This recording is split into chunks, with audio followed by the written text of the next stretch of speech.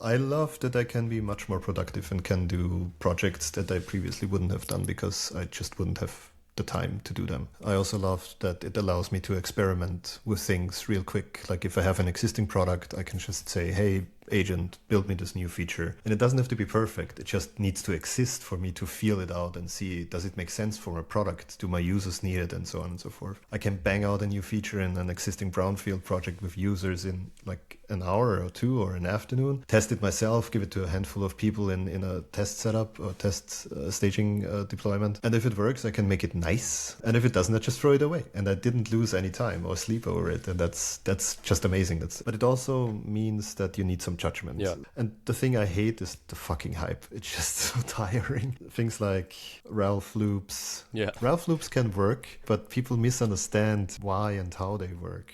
I think Karpathy's auto research is a better example of a Ralph loop because it basically is a Ralph loop. So you give the model a specific success criteria and an objective function that allows the model to evaluate whether it has improved something or not. And that is like the scientific Ralph loop, and that actually works. But a Ralph loop where you say, I have a PRD and a spec file and blah, blah, blah, and you just iterate until the spec file is implemented.